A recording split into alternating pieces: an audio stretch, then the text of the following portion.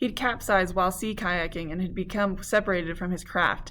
You help him take off his wet clothes and wrap him in a blanket. He's unable to get warm. You spot the symptoms of hypothermia.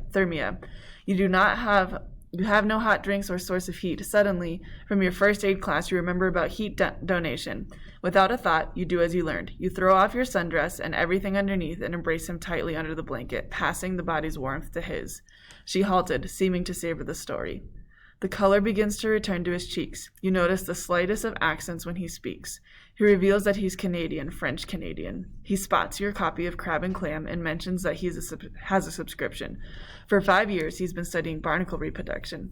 Sadness clouds his eyes when he tells you that both of his parents are dead and that the barnacles are his only real family. You remember together that under the blanket long enough than strictly you remain together under the blanket long enough than strictly required. She paused. When you emerge, he knows there will be more in his life than barnacles, and you know the name of a new species for it. Alexandra was quiet for a time. Now just sit, eyes closed, and hold the image in your head, with your sarcastic mouth shut. I leaned back against her for 5 frigid minutes, listening to the invisible wind powering the whirligig. It rattled, hummed, squeaked, and chimed. Then I heard a different kind of sound, a human sound, a soft throat clearing. I opened my eyes. My heart began racing. Had her words lured a mate already? Impossible, I thought.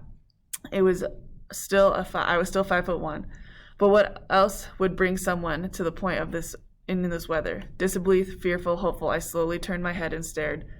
All that was 3 winters ago.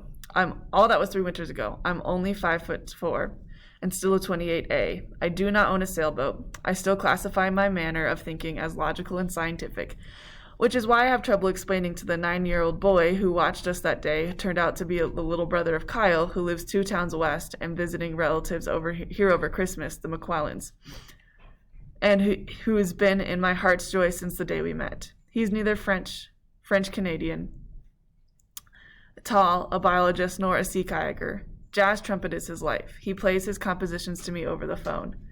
I haven't become a mush-headed dreamer, but in this case of unseen forces do exist, I pay my respect to them by keeping the whirligig painted and repaired.